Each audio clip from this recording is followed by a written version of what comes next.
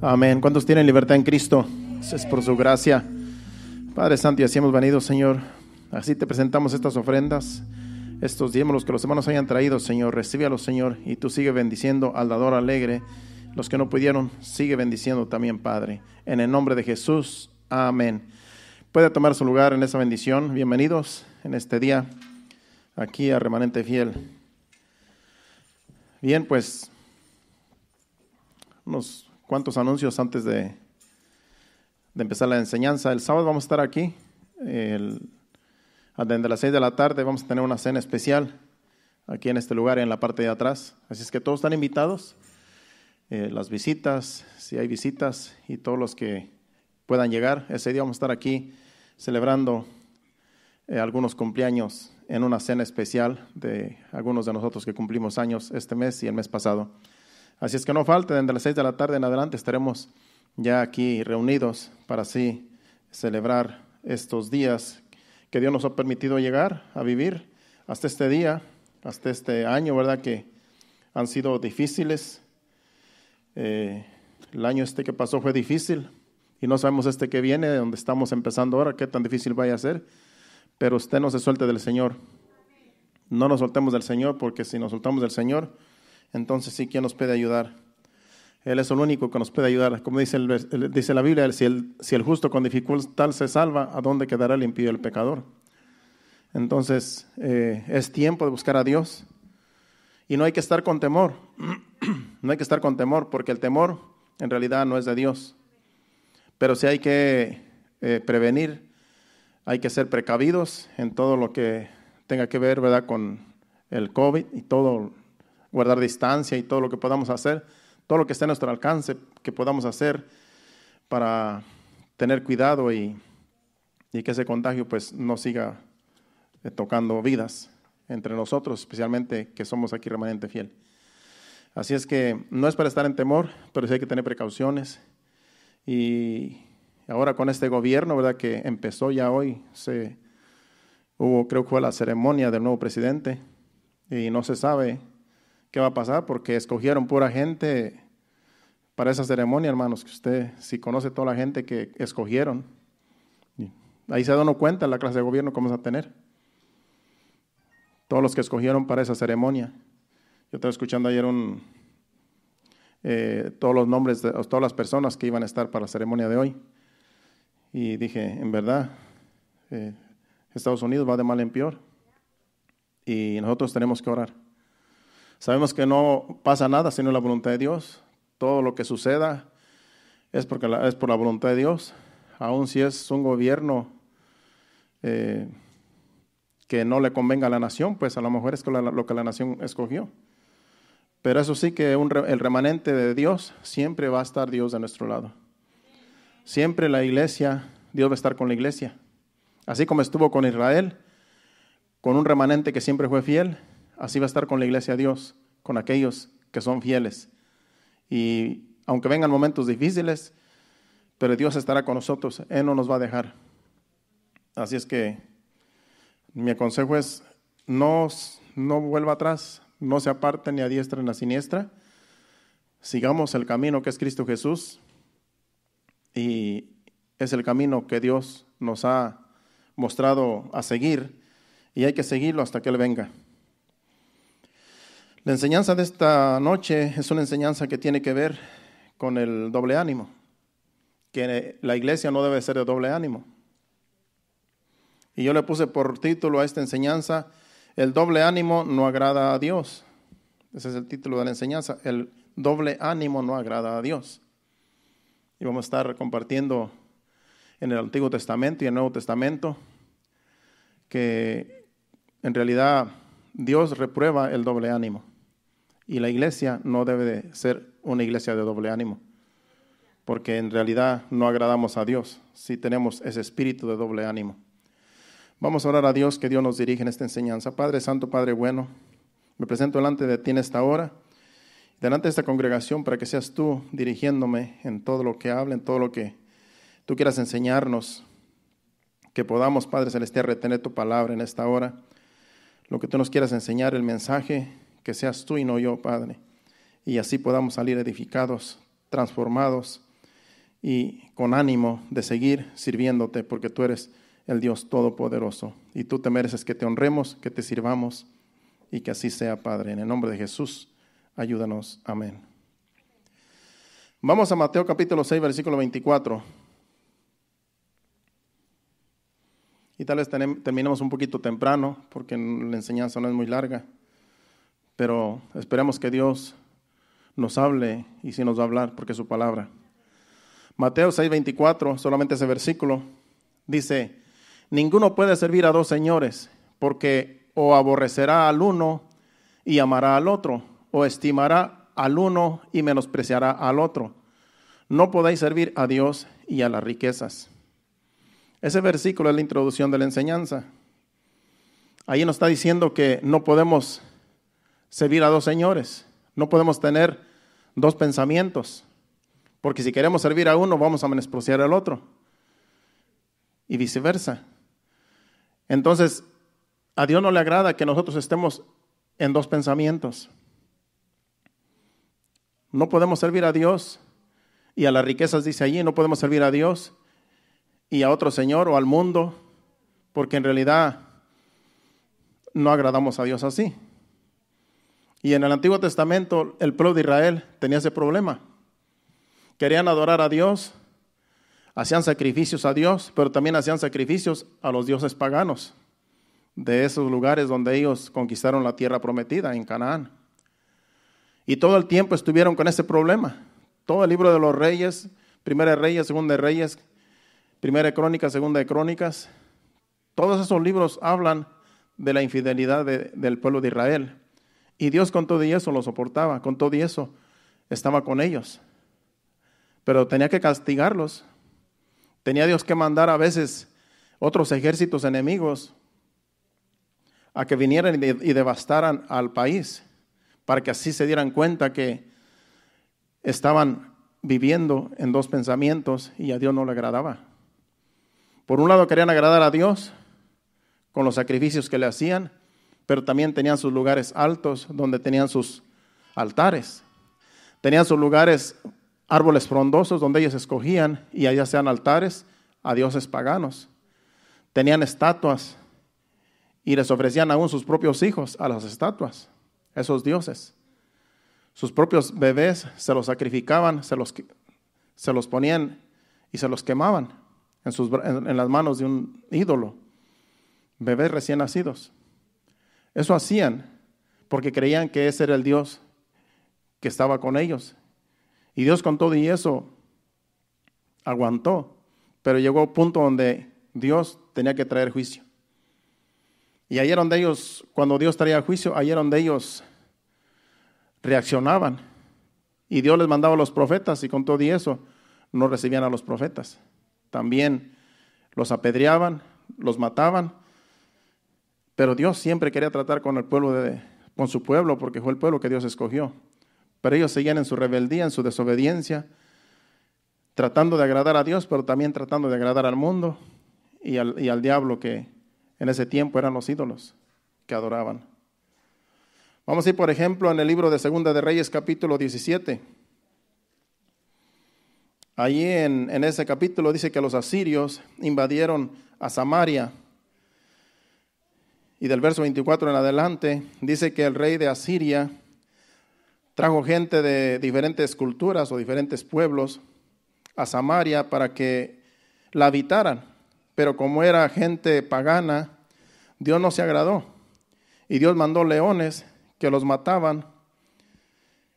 Y le aconsejaron al rey que mandara allí algún sacerdote de los que él tenía cautivos allá en Siria, para que les enseñara la ley de Jehová, la ley de Dios.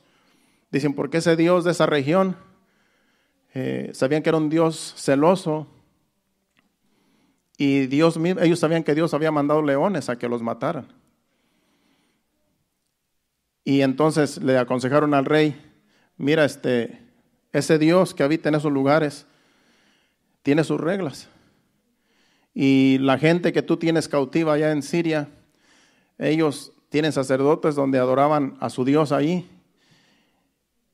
Y te aconsejamos que les mandes sacerdotes para que les enseñen la ley de su Dios, de ese Dios que está allí. Estaban hablando de Jehová de los ejércitos. Para que les enseñen la palabra y que así Dios esté satisfecho con la ley que se les enseñara a esos lugares, a esos pueblos que en realidad llegaron de diferentes lugares a habitar esa región. Vamos a leer, por ejemplo, el 24 en adelante. No pensaba leer mucho, pero a lo mejor tenemos el tiempo. Dice, y trajo el rey de Asiria gente de Babilonia, de Cuta, de Aba, de Hamat y de Safarvaim, y los puso en las ciudades de Samaria, en lugares de los hijos de Israel, y poseyeron a Samaria y habitaron en sus ciudades. Y aconteció al principio, cuando comenzaron a habitar allí, que no temiendo ellos a Jehová, envió Jehová contra ellos leones que los mataban. Y dijeron pues al rey de Asiria, las gentes que tú trasladaste y pusiste en las ciudades de Samaria, no conocen al rey de Dios, la ley de Dios de aquella tierra, y él ha echado leones en medio de ellos, y he aquí que los leones los matan porque no conocen la ley del Dios de la tierra. Ese fue el consejo que le dieron al rey de Siria. Él vino e invadió Samaria. Samaria estaba habitado por Israel. Jerusalén estaba habitado por Judá y Benjamín. Acuérdense que se dividieron las tribus. Pero aquí vinieron a invadir a Samaria, que era donde estaba el rey del norte, que reinaba a Israel. Tenía 10 tribus él a su cargo. Y todos esos reyes que gobernaron en Samaria fueron reyes bien impíos. Y el rey que estaba reinando en ese tiempo hacía cosas malas, le dio la espalda a Dios, como siempre todos los reyes, y por eso vino el rey de Siria. Dios mismo lo mandó, permitió que llegara y devastara a Samaria. Se llevó cautivos, las tuvo sitiada como por 3 años, hasta que se apoderó de ellos y los llevó cautivos a Siria, destruyó todo.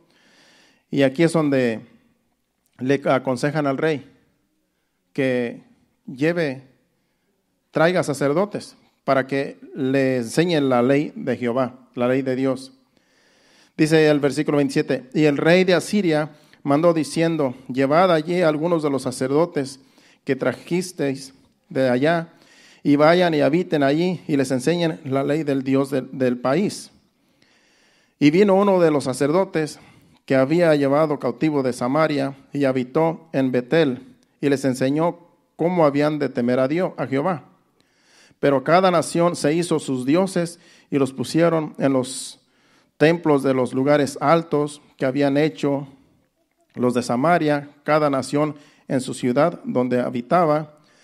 Los de Babilonia hicieron a Sucot, Benot. Los de Cuta hicieron a Nergal, y los de Hamat hicieron a Asima. Los aveos hicieron a Nibhaz y Tartak.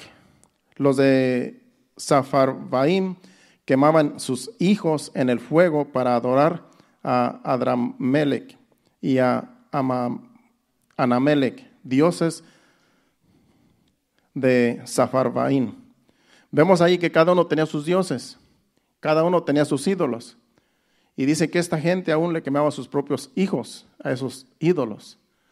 Era tanta la adoración que eran capaces de quemar sus propios bebés a esos ídolos, porque pensaban que esos ídolos les agradaba el que les quemaran sus propios bebés. Así estaba de corrompidas esas naciones. Y Israel, el pueblo de Israel, hicieron lo mismo en ocasiones. Yo no entiendo cómo puede haber gente que adore tanto a esos ídolos que pueden aún quemar a sus propios bebés a esos ídolos abominables. Por eso Dios detestaba a todas esas naciones. Porque solamente una mente y un corazón corrompido y depravado puede hacer esas cosas. Pero es tanta la adoración que hay en sus corazones que no les importa, porque ellos creen fielmente en esos dioses que ellos ven. Acuérdense que el corazón del hombre está siempre inclinado a la idolatría. Y eso sucede también en la actualidad. Hay gente que hace cualquier cosa por adorar a un ídolo, adorar una imagen, adorar algo que ellos creen que es un Dios. O sea que eso no ha pasado de moda, eso siempre ha sido la adoración a ídolos. Y a Dios no le agrada eso, porque Dios lo que quiere es que se adore a Él, al Dios invisible, el que nosotros adoramos. Por eso esta gente era gente que pagana completamente, y trajeron a este sacerdote israelita para que les enseñara. Acuérdense que eran diferentes pueblos, eran pueblos de diferentes culturas, y llegaron allí, los trajo este rey a que poblaran ese lugar, esa región de Samaria. Pero a Dios no se agradó, porque ese lugar que era el lugar que Dios escogió para que habitara su pueblo. Y dice que Dios mismo les enviaba leones para que los matase. Pues aquí les mandó a un sacerdote, pero no le hicieron caso. Vamos a seguir leyendo. Dice, y temían a Jehová, dice. El 32 dice, y temían a Jehová, e hicieron del bajo pueblo sacerdotes de los lugares altos, que sacrificaban para ellos en los templos de los lugares altos. Dice, temían a Jehová y honraban a sus dioses, según la costumbre de las naciones de donde habían sido trasladados. O sea que adoraban a Dios, pero también adoraban a sus ídolos. Tenían dos pensamientos. Estaban divididos en dos pensamientos.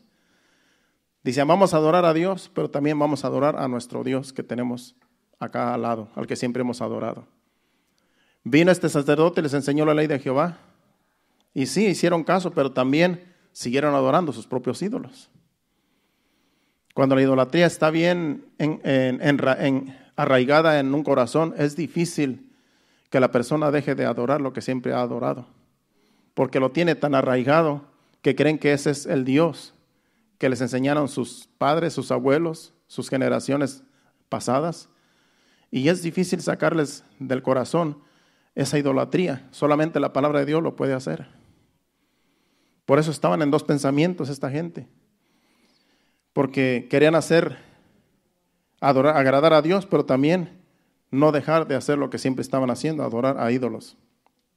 Dice, y hasta hoy, el versículo 34, hacen como antes, ni temen a Jehová, ni guardan sus estatutos, ni sus ordenanzas, ni hacen según la ley de los mandamientos que prescribió Jehová a los hijos de Jacob, al cual puso el nombre de Israel. Dice, con los cuales Jehová había hecho pacto y les mandó diciendo, no temeréis a otros dioses, ni los adoraréis, ni les serviréis, ni les haréis sacrificios. Mas a Jehová, que os sacó de tierra de Egipto con grande poder y brazo extendido, a este temeréis y a este adoraréis y a este haréis sacrificios. Los sacrificios que hacían para Dios sabemos que eran de animales, eran de corderos, pero todos esos sacrificios era sombra de Jesucristo. Cuando Jesucristo viniera y pagara el precio, eran tipo de Jesús. Los corderitos y todo lo que se sacrificaba para Dios en holocaustos era solamente una sombra de lo que era Jesucristo cuando viniera en el futuro. Y Dios se agradaba de los sacrificios que le hacían. Pero se iban a los extremos y adoraban ídolos y aún le sacrificaban sus propios hijos.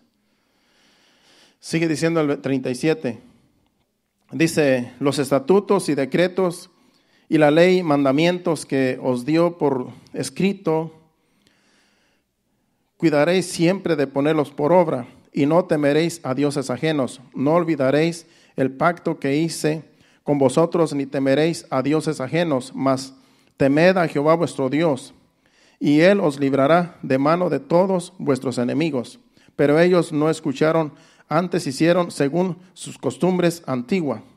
Así también Jehová, dice, así temieron a Jehová aquellas gentes y al mismo tiempo sirvieron a sus ídolos y también sus hijos, sus nietos, según como hicieron sus padres, así hacen hasta hoy. Eso es lo que dice el escritor de este libro.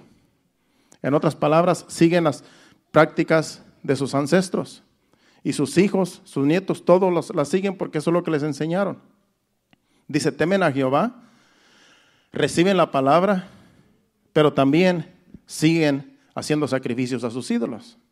O sea que del corazón no se sacaron la idolatría, aunque sí creyeron a Jehová, aunque sí creyeron la palabra. Y eso pasa hoy en día. Tú le predicas a una persona que es idólatra y sí cree la palabra, sí cree que hay un Dios, sí cree que hay un Dios que hizo los cielos y la tierra y todo lo que vemos, pero todavía tienen ídolos en su corazón. Y esos ídolos solamente a punta de palabra, recibiendo y recibiendo poco a poco, como una piedra que está, como un martillo que está martillando la piedra hasta que se rompe, hasta que algún día se dan cuenta que solamente hay un Dios que es el que hay que adorar. Y que ese Dios no se ve, es espíritu. Ese es Jehová de los ejércitos, Jesucristo, el Espíritu Santo, que es el mismo. Entonces, la idolatría es un espíritu que siempre ha existido. Vemos ahí desde ese tiempo. Ahora vamos a Sofonías capítulo 1, versículos 4 y 5. El libro de Sofonías, capítulo 1, versículos 4 y versículo 5. Porque ahí también estaba en ese tiempo de Sofonías, era tiempo donde también estaban en la misma situación el pueblo de Israel. Dice, extenderé mi mano sobre Judá y sobre todos los habitantes de Jerusalén y extenderé de este lugar y exterminaré de este lugar los restos de Baal y el nombre de los ministros idólatras con sus sacerdotes. Y el 5 dice, y a los que sobre los terrados se postran al ejército del cielo y a los que se postran jurando por Jehová y jurando por Milcom. Vemos allí que Dios estaba airado con Israel. Esto era en Jerusalén. Lo que leímos antes era en Samaria. Aquí estamos hablando de Jerusalén, donde estaba la tribu de Judá y la tribu de Benjamín. Y Dios estaba airado porque también se corrompieron ellos. Todos se corrompieron. Tanto los de Israel como los de Judá se corrompieron. Y dice a los que sobre los terrados se postran al ejército del cielo, y a los que se postran jurando por Jehová y jurando por Milcom. Milcom es un ídolo. Dios estaba airado porque adoraban a Dios. Dice que se iban a los terrados y ellos hacían sacrificios al sol, a las estrellas. Dice que al ejército del cielo, todo lo que miraban en el cielo, lo adoraban. Dice, pero también adoraban a Dios. Y también juraban por un ídolo que tenían ahí. O sea que tenían dos pensamientos y creían que Dios se agradaba. Tenían a Dios por Dios, pero también tenían sus ídolos y todo lo que miraban adoraban. Así es el corazón idólatra. Todo lo que ve, todo lo quiere idolatrar. Todo lo quiere adorar. Porque no entiende que solamente hay un Dios que hizo todas las cosas. Por eso hay que conocer la palabra de Dios, porque la palabra de Dios nos enseña quién es el verdadero Dios. Vamos a 1 Corintios, capítulo 10, versículos 16 al 22. Aquí el apóstol Pablo dice algo bien fuerte, porque aquí habla también de la idolatría. Dice, la copa de bendición que bendecimos no es la comunión de la sangre de Cristo. Es una pregunta ahí. Dice, el pan que partimos no es la comunión del cuerpo de Cristo. Siendo uno solo el pan, nosotros con ser muchos somos un cuerpo, pues todos participamos de aquel mismo pan. Mirad a Israel según la carne, los que comen de los sacrificios no son partícipes del altar. ¿Qué digo pues? ¿Que el ídolo es algo o que sea algo lo que se sacrifica a los ídolos? Antes digo que lo que los gentiles sacrifican a los demonios, lo sacrifican y no a Dios. Y no quiero que vosotros os hagáis partícipes con los demonios.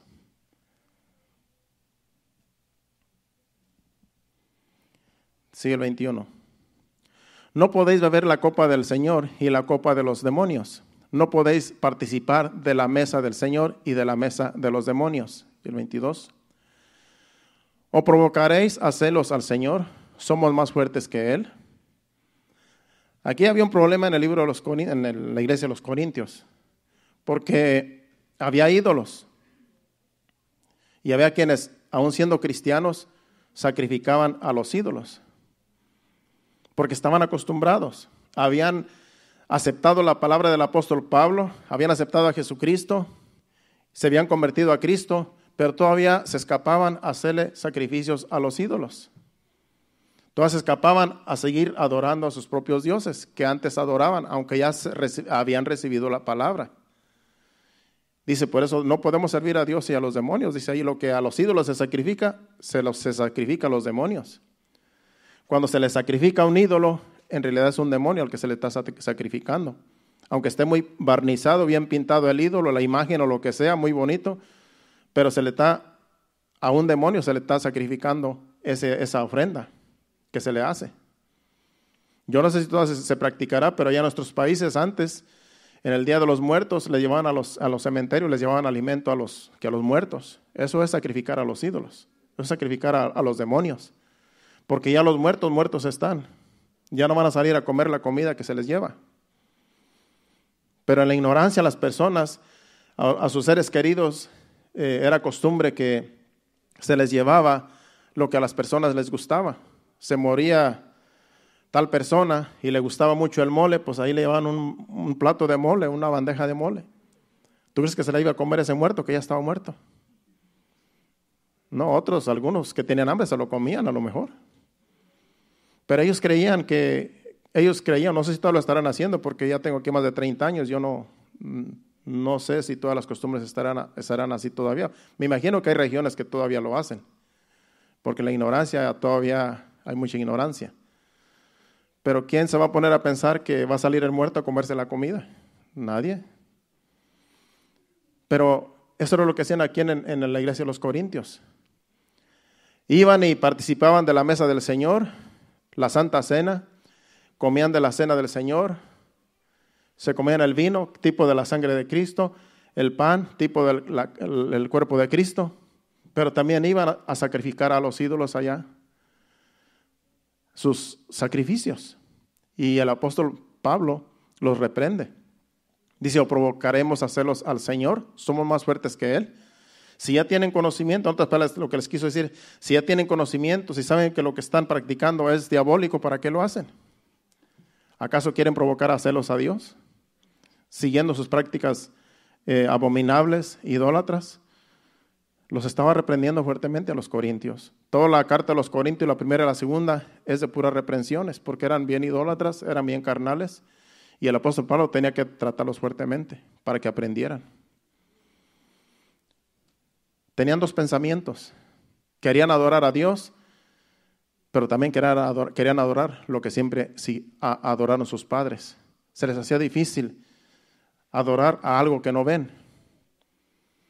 A Dios no se le puede ver. Y se le hace uno difícil, cuando está uno acostumbrado a la idolatría, adorar a algo que tú no ves. Pónganse a pensar, yo no sé si usted fue católico, alguien que esté aquí, pero si usted fue bien católico, se le hacía bien difícil creer algo que usted no puede ver. Si usted le enseñaron que póstrate ante esa imagen, ante este crucifijo, ante este santo, y ahora llegas a una iglesia evangélica como esta y no ves ni una cruz a veces, no ves ni siquiera una imagen para postrarte, porque así me pasó a mí. Cuando yo me convertí, yo esperaba ver alguna imagen o algo, y yo miraba que no había nada. Y decía, pues ¿dónde me voy a postrar? Porque aquí no hay ni un santo. Porque uno viene cegado, uno viene ignorante, hasta que la palabra de Dios nos quite ese velo. La palabra de Dios es la que nos enseña que solamente hay un Dios y que ese Dios no lo podemos ver. Sigamos aquí. Vamos a Santiago, capítulo 1, versículo 8. Aquí habla del doble ánimo también. Santiago 1:8. Habla del doble ánimo que no debemos de tener los hijos de Dios, la iglesia. No debe ser de doble ánimo. Dice, el hombre de doble ánimo es inconstante en todos sus caminos. ¿Qué quiere decir? Que una persona de doble ánimo a veces está bien animado buscando de Dios y a veces está bien desanimado. Eso es doble ánimo, que nunca está firme en lo que ha creído. Hay personas que parece que ya van a agarrar carrera cuando tú los ves 2 o 3 veces en la iglesia seguidos o en varios servicios. Parece que ya están firmes y duran un tiempecito, parece que ya agarraron la carrera y parece que ya no se van a ir atrás, pero al poco tiempo ya no están. Al poco tiempo se van otra vez a disfrutar del mundo, al baile, a las fiestas y a todo lo que antes practicaban, qué sé yo. Eso es ser de doble ánimo. Y después se recuerdan y dicen, no, yo tengo que ir a la iglesia porque allí sentía paz. Y vienen otra vez a la iglesia y están contentos. Dicen, qué bueno que ir a la iglesia, ¿no? Pues me siento bien contento porque el Señor trató conmigo. En realidad tenía días que no venía y ahora voy a seguir, ahora sí voy a venir seguido. Ahora sí no voy a dejar de venir. Y dejan de venir otra vez. Y así están de doble ánimo. No se ponen firmes. Y si el Señor viene en esa condición, se pueden quedar a la gran tribulación.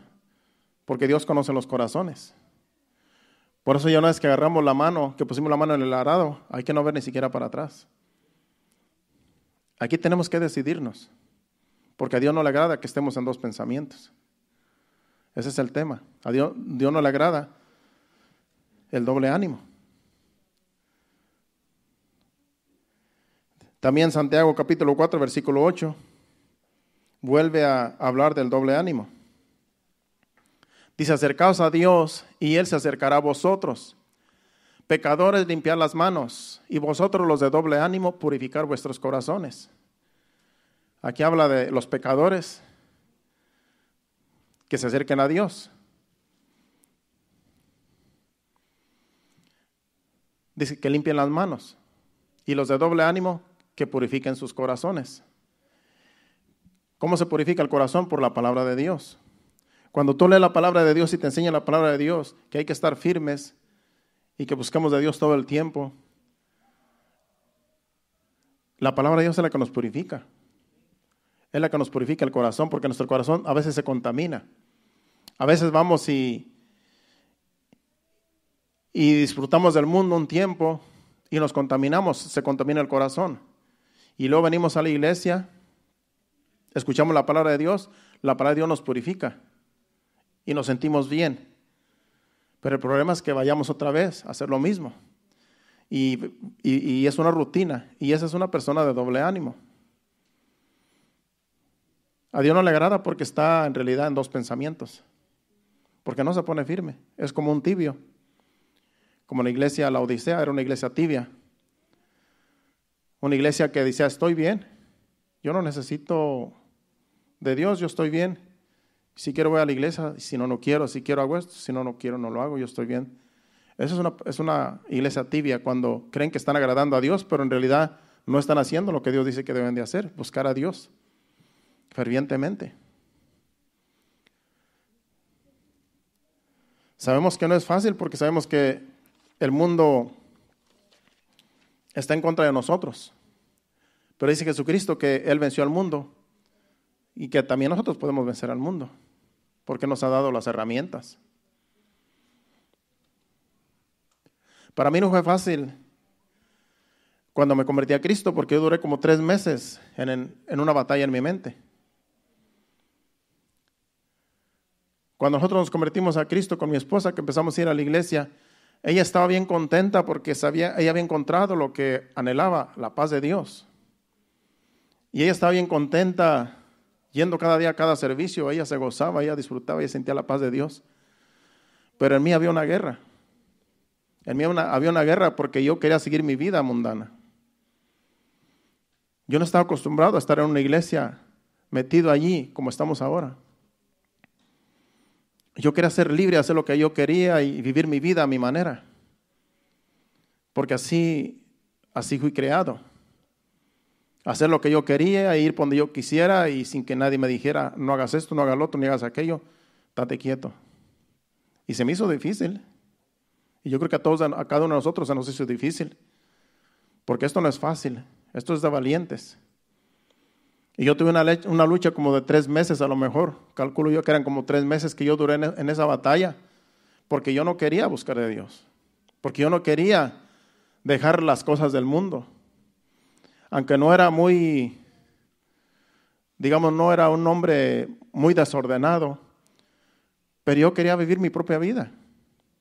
Yo quería tener mis propias ideas. Yo quería hacer lo que yo quisiera, a la hora que yo quisiera, ir por donde yo quisiera y que nadie me dijera, ven a la iglesia o busca de Dios. Yo tenía una mente en realidad rebelde en todas las áreas. Y mi esposa allí teniéndome paciencia. Y yo miraba cómo ella se gozaba, cómo ella disfrutaba estar en los servicios. Y yo no quería ni aplaudir porque me daba vergüenza. Dice, así yo no estoy acostumbrado a hacer esto, yo no estoy acostumbrado ni a aplaudir. ¿A qué le aplaudo yo? Dice yo aquí. Y yo mira que todos se gozaban y todos disfrutaban estar en un servicio y yo no. Para mí no era una lucha. Y así estuve como unos 3 meses. Yo recuerdo que llegaba a la casa con dolores de cabeza porque día y noche tenía eso en mente. Yo no quiero, dice, yo no quiero estar ahí. Yo no quiero ser un cristiano, yo no quiero ser un hermano, decía yo. Yo no puedo dejar a mi familiar, yo no puedo dejar mi cultura, yo no puedo dejar mi religión, yo no puedo dejar mis amigos de parranda, de fiestas. Yo los voy a dejar todos porque no me van a rechazar, decía yo. Y así fue, me rechazaron. Yo sabía que iba a perder a todos mis amigos, mis amistades, todo los conocidos. Y yo sabía que me iban a hacer burla, se iban a mojar de mí. Yo sabía que iba a enfrentarme a esas situaciones porque así es. Cuando uno busca de Dios, no falta quien venga a decirnos cosas contrarias para desanimarnos. Y esa era mi lucha. Esa era mi lucha. No era que yo tuviera algún vicio que dijera no puedo dejar la bebida, no puedo dejar esto, no puedo dejar lo otro, no puedo dejar el alcohol, no puedo dejar... No, yo no tenía ningún vicio. Ni de cigarro, ni de cerveza, ni de nada. Yo andaba con un amigo cuando era soltero, un amigo que trabajamos juntos, y dice, tú y yo no tenemos ningún vicio, hay que agarrar un vicio. Sí, me propuse, yo le hice caso, pues yo mundano también. Dice, no tenemos ningún vicio, no, ni somos mujeriegos, ni somos parranderos, ni nada. Vamos a comprarnos unos cigarros, dice. Y pasamos un 7-Eleven. Ya compramos nuestra caja de cigarros. Fue un día en la mañana cuando íbamos al trabajo. Y ya sacamos el cigarro y lo prendimos. Y andamos con nuestro cigarro ahí en el trabajo. Ya con muy fumadores. Creo que solamente un cigarro le sacamos a la cajetilla. Después se nos olvidó, no supe ni dónde quedó la cajetilla. Ni peso servimos, hermano. Ni para agarrar el vicio del cigarro. O sea que yo no tenía ningún vicio que dijera yo, no puedo dejar este hábito, este vicio. No, yo no tuve ese problema. Mi problema era dejar cargar mi cruz. Como dice Jesucristo, el que quiera venir en pos de mí, cargue su cruz y sígame. Y eso es lo que yo no quería. Yo no quería cargar mi cruz. Cargar tu cruz es hacer la voluntad de Dios y no hacer tu voluntad. Yo sabía que eso era, cargar la cruz, y yo no quería. Porque decía, yo quiero hacer lo que yo quiero y no lo que Dios quiera. Y esa era mi rebeldía. Y era mi lucha. Pero Dios trató conmigo. Ya después en un culto allí Dios se manifestó porque yo no creía todo lo que se me predicaba. Yo creía que era puro fanatismo esto de la iglesia. Yo creía que era puro gente fanática, gente religiosa y que era otra religión más y que como hay muchas religiones. Y yo creía que era puro fanatismo. Y esa era mi lucha con mi esposa. Ella me soportó porque yo iba con ella, pues era el que vivía conmigo. Dice, eso no es cierto. ¿Cómo Dios va a hacer milagros? ¿Cómo Dios va a hacer esto? ¿Acaso eso no puede ser cierto? Porque yo nunca vi milagros en mi vida. Entonces, esa era mi lucha todos los días, tanto con ella como con Dios, conmigo mismo. Pero un día en un servicio Dios derramó su poder y Dios me hizo ver que Dios sí es real y que Dios tiene poder, que Dios puede libertar personas, que Dios puede sanar personas también. Y yo vi con mis propios ojos todo eso. Y ahí es donde se rompió en mí esa atadura de incredulidad. Era la incredulidad la que no me dejaba buscar de Dios. Allí creí, entonces ahí me derramé en llanto, allí me quebranté y le pedí perdón a Dios por lo incrédulo. Allí nací de nuevo. Allí sentí cuando Jesucristo entró en mi corazón, entró a mi vida y dije, ahora no me importa. No importa que me critiquen, no importa que me dejen, no importa que me rechacen, no importa que todos los amigos me dejen y me abandonen, no importa que ya no me inviten a sus fiestas, ya no me importa nada, lo que ahora sí sé que Dios es real. Allí nací de nuevo y ahí me convertí. De ahí para acá se me fue el dolor de cabeza, se me fueron todas las preocupaciones y al día siguiente yo me sentía como que acababa de nacer y acabé de nacer. De ahí para acá todo fue nuevo para mí. De ahí para acá todo fue diferente en mi vida y hasta el día de hoy. Y yo no he pensado volver atrás. Yo allí dije, esto es lo que yo necesito y yo no voy a dejar a Dios por nada del mundo. Y me dieron una profecía que hasta hoy el día se está llevando a cabo. Una ancianita que era profeta en ese tiempo que nos convertimos. Era profeta porque sí, profetizaba. Y fuimos a visitar a mi esposa, yo y mi hermano. Y nos profetizó. Le profetizó a ella, a mi hermano y a mí. Y lo que está sucediendo con mi hermano, se lo profetizó ella. Lo que está pasando conmigo, me lo profetizó ella. Lo que es mi esposa, también se lo profetizó ella. Lo que ella es para Dios en el ministerio. Entonces yo le creo a Dios. Todas estas cosas son manifestaciones y son cosas que Dios me enseñó para que yo creyera y que yo estuviera bien fundamentado en la roca que es Cristo Jesús. Por eso de aquí no hay quien me mueva. Yo sé en quién ha creído. Y aunque se voltea el mundo patas para arriba, hay que creer en Dios. Hay que creer en el verdadero Dios. No nos dejemos llevar por cosas que suceden en el mundo, por leyes que cambian y todo eso, porque todo eso va a seguir sucediendo. Aquí hay que creerle a Dios, porque Él es el que nos salvó, es el que nos puede ayudar. Sin Él nada somos. ¿A quién vamos a clamar sino a Dios? No hay otro Dios más que Él. Y aquí está en la Biblia, para el que lo quiera conocer, lea la Biblia y ahí lo va a encontrar.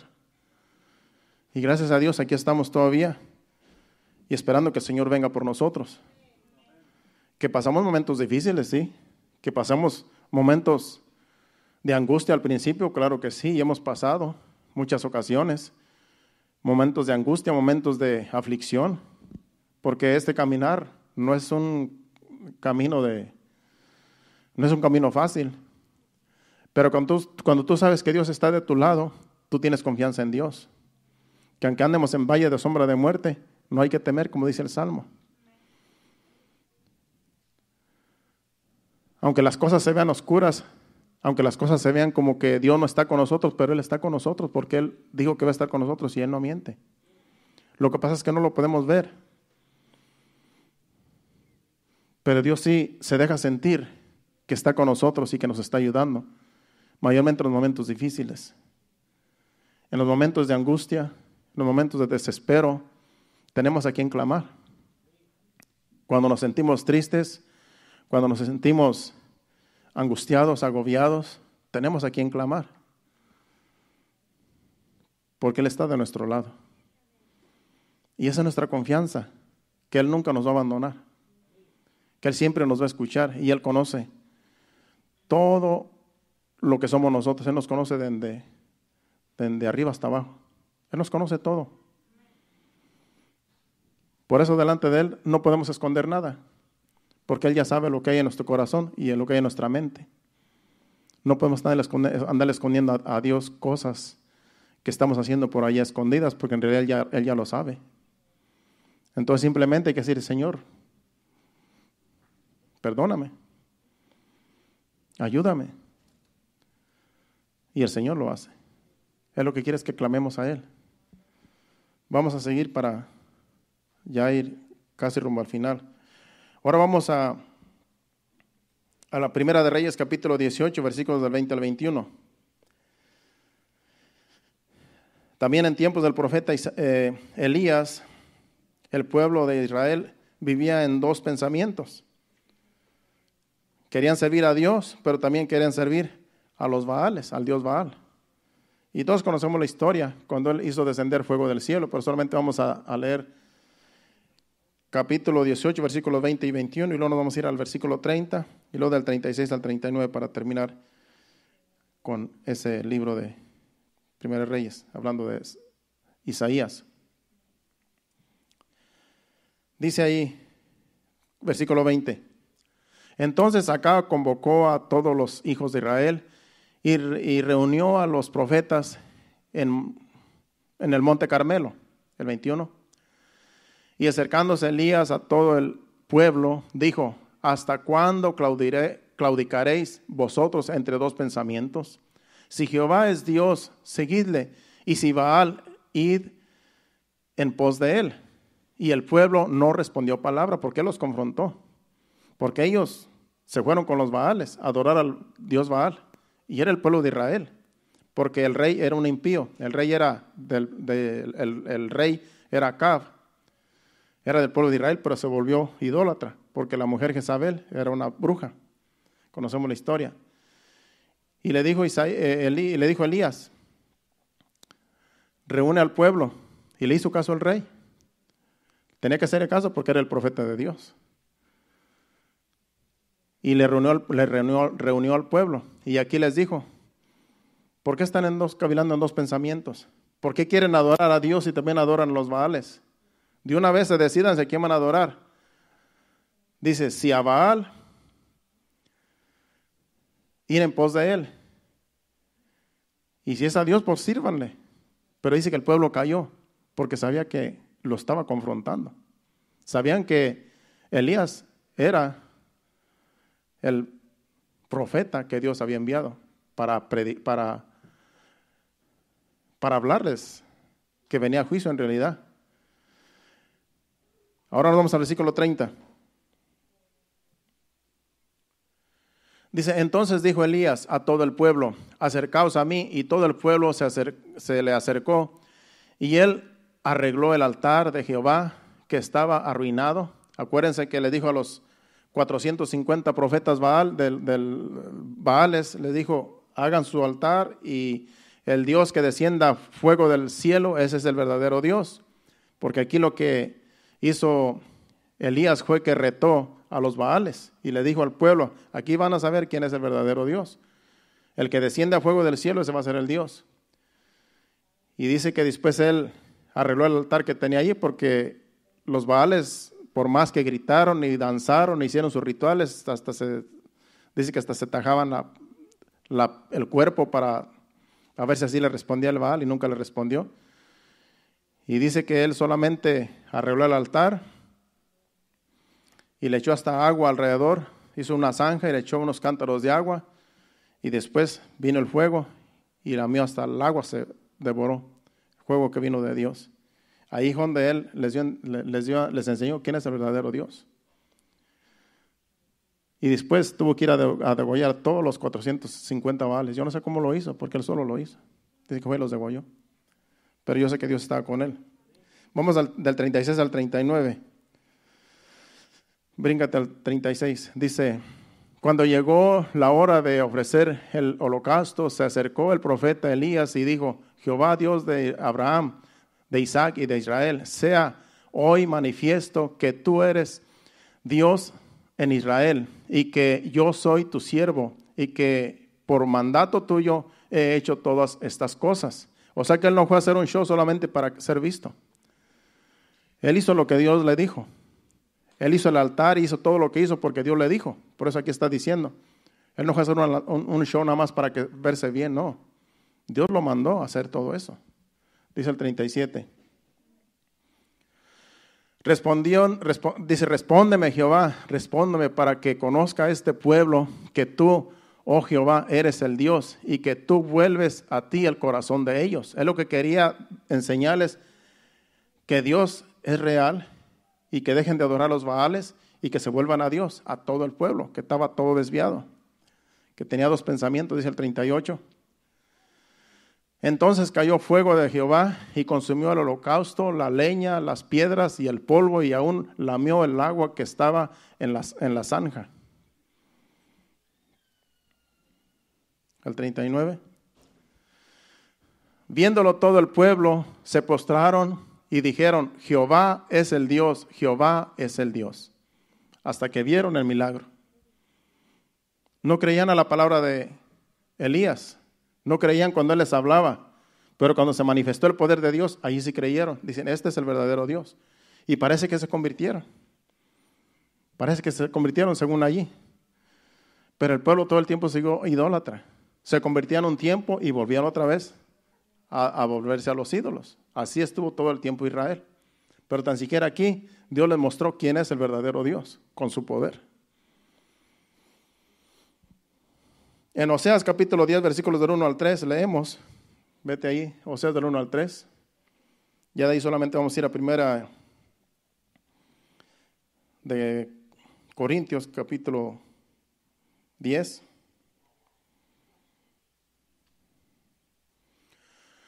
Dice versículo del 1 al 3 de Oseas. Israel es una frondosa viña que da abundante fruto para sí mismo. Conforme a la abundancia de su fruto, multiplicó también los altares, conforme a la bondad de su tierra, aumentaron sus ídolos. Dice que compara a Israel como una frondosa viña, que da abundante fruto, pero así como era abundante de frutos, también abundaron sus altares de ídolos. O sea que eran personas que daban frutos, pero también eran idólatras. Es como una persona que da frutos de ser cristiano, de ser hijo de Dios, pero también es idólatra. Adora ídolos, adora un ídolo, tiene sus ídolos. O sea que quieren agradar a Dios de un modo, pero también de otro modo adoran sus propios dioses. Dice el versículo 2. Dice, está dividido su corazón, ahora serán hallados culpables. Jehová demolerá sus altares, destruirá sus ídolos. El 3. Seguramente dirán ahora, no tenemos rey, porque no tenemos a Jehová. ¿Y qué haría el rey por nosotros? En otras palabras, el rey no puede hacer nada porque Dios es el que tiene el poder. O sea que ellos sabían que sin Dios estaban perdidos por su idolatría. Ellos sabían que estaban haciendo mal, pero también querían agradar a Dios. Por un lado quieren agradar a Dios, pero por otro lado quieren hacer sus propias cosas. Es un corazón obstinado. Cuando tú quieres hacer tu propia voluntad, pero también quieres hacer la voluntad de Dios, estás en dos pensamientos. Porque no te decides si hacer la voluntad de Dios o hacer tu voluntad. Tenemos que hacer la voluntad de Dios para agradar a Dios. Nuestra voluntad en realidad no agrada a Dios cuando no estamos en la voluntad de Dios. Porque a veces nuestro corazón nos engaña y queremos y pensamos que las cosas que hacemos nosotros a nuestra manera y como nosotros creemos que es mejor que como Dios dice, y no es así. Cuando estás en la voluntad de Dios todo va a salir bien. Cuando estás en la voluntad de Dios todo va a fluir. Aunque parezca imposible las cosas, pero a veces queremos hacer lo que nosotros queremos porque pensamos que es lo más conveniente para nosotros. Pero no es lo que Dios quiere para nosotros. Él quiere que hagamos su voluntad. Y para hacer su voluntad tenemos que pedirle a Dios cuál es tu voluntad. Para hacer su voluntad tenemos que orar a Dios. Tenemos que pedirle, Señor, cuál es tu voluntad en oración. En su palabra, leyendo su palabra, buscando de Dios. No buscando YouTube y buscando todo lo que YouTube enseña. Porque ahí te puedes pasar todo el día y toda la noche. Y a la hora del hora no sabes ni qué camino agarrar. Porque el YouTube no nos enseña mucho. Pero Dios sí nos enseña en su palabra su voluntad y lo que quiere que hagamos. Pero a veces estamos tan ocupados en la tecnología que se nos olvida que tenemos que orar, que nos olvida que tenemos que leer la Biblia, que nos olvida que es servicio y que hay que ir al culto, por estar ocupado en la tecnología, en el teléfono. Las cosas se están poniendo más difíciles cada día. Usted sabe que así como están las cosas y así como está la situación con los gobiernos, nos pueden cerrar canales, nos pueden cerrar las páginas y ahora todo el mundo puede estar escuchando este mensaje en su casa. Es una bendición. La internet es una bendición, las redes sociales. Pero usted sabe que si algún día el gobierno se pone en contra de las iglesias, nos pueden cerrar a todos los cristianos los canales, las páginas. Cuando no les gusta el mensaje que estamos predicando, que estamos enseñando y que la gente se está convirtiendo con el evangelio. Si quieren, cierran las páginas. ¿Y qué vamos a hacer? Si ellos son los dueños de las páginas. ¿Qué le hicieron? ¿Qué pasó con el presidente Trump? Si al presidente, que es el presidente, le hicieron lo que le hicieron, imagínense a nosotros. Y eso que él solamente, él no es predicador del evangelio. Imagínense a nosotros. Por eso no creo que las cosas se van a poner bien. Se van a poner difíciles. Y ahora estamos muy cómodos porque tenemos redes sociales. Usted va y busca una buena predicación, una buena enseñanza. Pero si ellos deciden cerrar las páginas y nos van a enseñar sus cosas que ellos quieren enseñarnos, ¿vamos a aprender lo que ellos nos quieren enseñar? O mejor vamos a ir a la palabra de Dios. Cuando ya no haya nada bueno en las redes sociales. Ahí es donde vamos a tener que buscar de Dios en la Biblia. Porque esos tiempos se están acercando. Las cosas no van a mejorar. Las cosas van a empeorar. Porque ya está en la Biblia, ya el Señor lo dijo. Esto es solamente principio de dolores. Pero mientras tengamos la oportunidad, hay que seguir predicando el evangelio, hay que seguir buscando de Dios. No hay que bajar las manos, no hay que cruzar las manos. Estamos en tiempos peligrosos y no podemos nosotros bajar la guardia. Congrégase cuando pueda congregarse, busque de Dios cuando hay que orar, ahora es el tiempo. Lea la palabra en sus ratos libres, váyase a orar en sus ratos libres también. Yo sé que estamos muy ocupados y a veces uno lo deja hasta el último, pero uno hay que pensar siempre de que Dios es primero. Y ahora tenemos la oportunidad de acercarnos a Dios. No hay ningún impedimento, pero no sabemos cómo nos va a ir de aquí para adelante. Tenemos que ser conscientes. Ya vamos a terminar, apenas un poco más temprano. Vamos a 1 Corintios capítulo 10, capítulo 1, versículo 10. Capítulo 1, versículo 10 de 1 Corintios. Aquí exhorta el apóstol Pablo a los corintios a que tengan un mismo sentir y que estén unidos. Dice, os ruego pues, hermanos, por el nombre de nuestro Señor Jesucristo, que habléis todos una misma cosa y que no haya entre vosotros divisiones, sino que estéis perfectamente unidos en una misma mente y en un mismo parecer.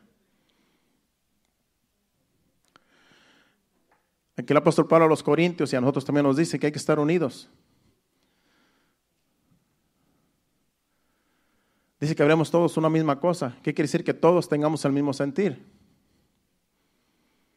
Porque Él no quiere que haya divisiones en la iglesia. Él quiere que en una iglesia todos tengamos un mismo sentir, un solo corazón, un solo pensamiento. Que todos estemos unidos en lo mismo. Que no haya divisiones. Que nadie piense una cosa y otra, sino que todos pensemos lo mismo. Por eso aquí cuando se nos enseña la palabra de Dios, Dios nos está hablando y Él nos dice qué es lo que a Él le agrada.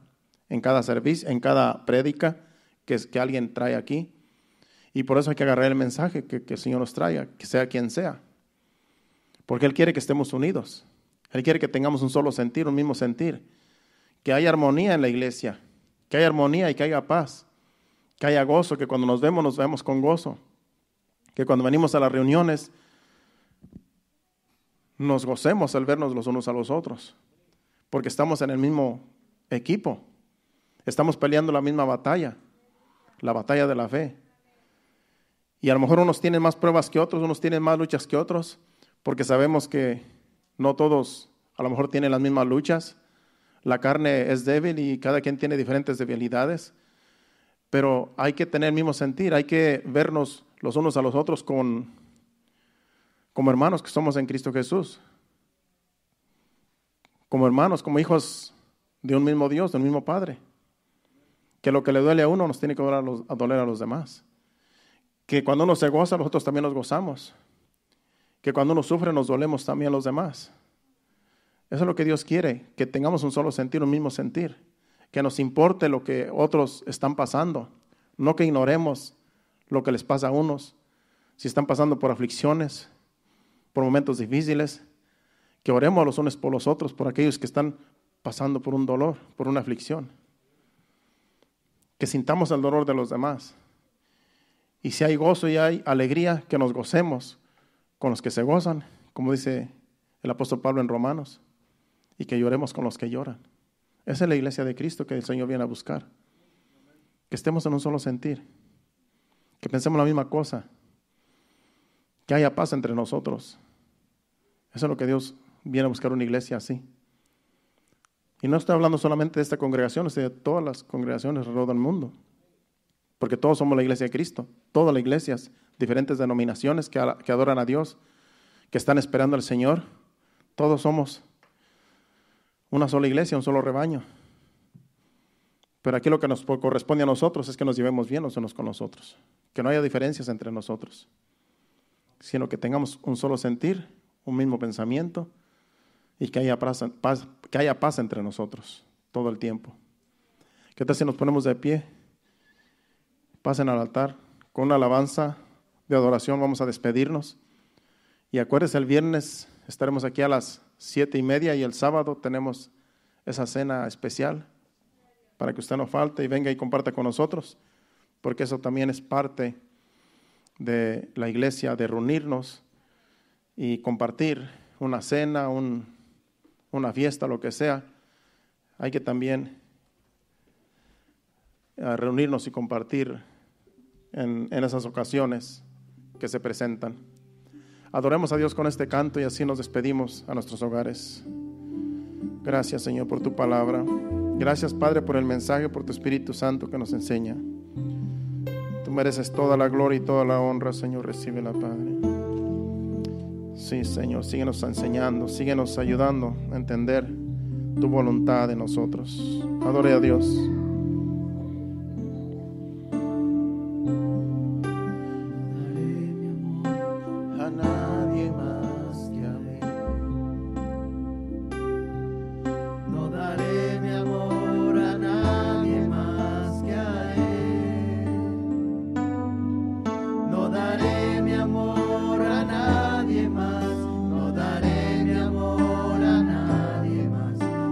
Solo Él me fue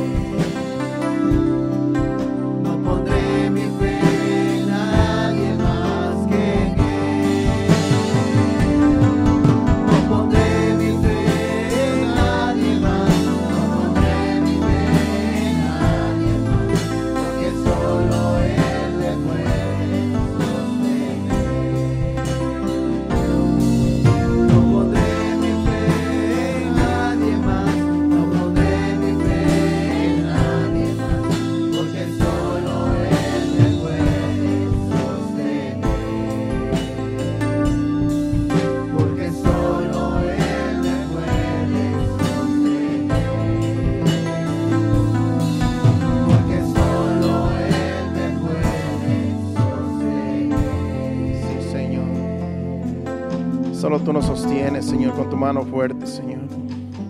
Solo en ti confiamos, Señor. No hay nadie más. Tú eres nuestro Dios. Tenemos solamente un pensamiento, un sentir, y es que tú eres nuestro Dios. A ti adoramos, a ti servimos, en ti confiamos. A ti estamos esperando, Señor Jesús, para que vengas por nosotros y nos lleves a esa patria celestial. La iglesia dice: ven, Señor Jesús. El Espíritu dice: ven, Señor Jesús. Te estamos esperando, Señor. No tardes, porque este mundo, Señor, va de mal en peor, y solamente nos queda la esperanza de que tú vienes por nosotros prontamente, Señor. Te estamos esperando. Gracias, Señor. Bendito eres, Padre. Te pedimos, Señor, que nos lleves a nuestros hogares, Señor. Guárdanos, protégenos de todo mal, de todo accidente. Que lleguemos con bien a nuestros hogares y que tú nos des descanso, Señor. Mientras el sueño de la noche, Señor, que tú nos des descanso para el día de mañana levantarnos fortalecidos para un nuevo día, Señor. En el nombre de Jesús, llévanos con bien. Amén. Dios les bendiga. Estamos despedidos. Aquí nos vemos el viernes a las 7:30 y el sábado a las 6 de la tarde estaremos aquí también compartiendo esa cena. Dios les bendiga.